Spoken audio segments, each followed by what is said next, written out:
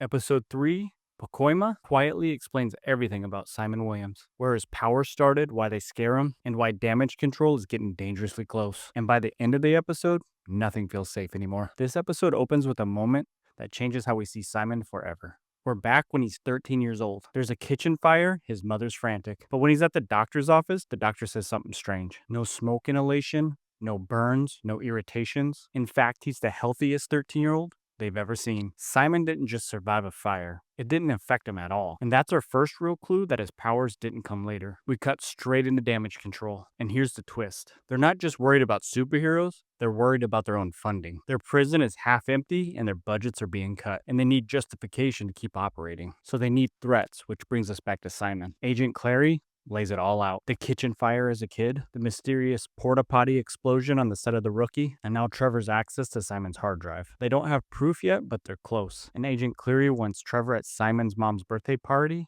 wearing a wire. Meanwhile, Simon, he's spiraling out. He's waiting on the news for the Wonder Man edition, trying not to obsess but failing miserably. Janelle keeps shutting him down hard. If there's news, she'll call. And this is where Trevor becomes something unexpected. Not a handler, not a spy, a genuine support system to Simon. They talk about acting, about not waiting for permission, about doing the work even when no one's watching. For the first time, Simon sounds grounded. Then we arrive at Simon's mom's birthday party. And this is the emotional core of the episode. His family's loud, warm, and honest. They adore him, they worry about him, and they don't fully understand his life, especially his brother. Trevor plays a perfect buffer. Charming, disarming, and quietly gathering information for damage control. We learn about the old kitchen fire. Simon was alone, but she still blames herself. And every question Trevor asks pushes a little deeper. Then Simon's brother calls him out, and that pushes Simon to the edge. About his career, his dependence, his refusal to be practical, the kitchen goes tense. Trevor notices something first. Objects start vibrating around Simon. The air feels wrong. Then Simon snaps. Simon slams his fist down onto the kitchen island and it explodes everywhere.